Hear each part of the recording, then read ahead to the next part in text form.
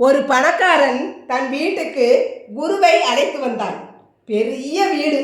இருவரும் மொட்டை மாடியில் நின்று கொண்டிருந்தார்கள். தனக்கு மன நிம்மதியே இல்லை என்று குருவிடம் சொல்லிக் கொண்டிருந்தான்.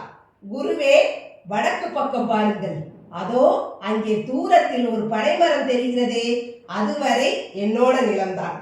நான் தான் கவனிச்சுக்கிறேன். இதோ தெற்கு பக்கம் தெரிகிறதே ஒரு மாமரம், அதுவரையும் என்னுடைய இடம்தான். இதோ மேற்கு பக்கம் பாருங்கள், தூரத்தில் ஒரு டிரான்ஸ்பார்மர் தெரிகிறதே, அது வரைக்கும் என்னுடைய இடம்தான்.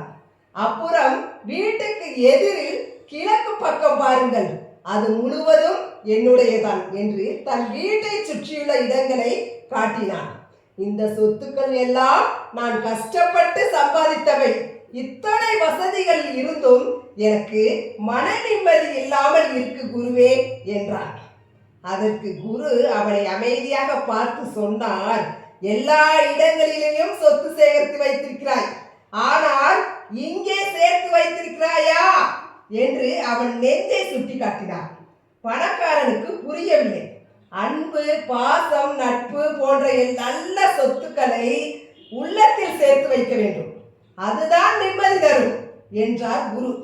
ஆக உலக சொத்துக்களை விட உள்ளத்து சொத்துக்கள், நம்முடைய உள்ள சொத்துக்களை நாம் சேர்த்து வைத்தால்தான் அது நமக்கு நிம்மதி தரும்.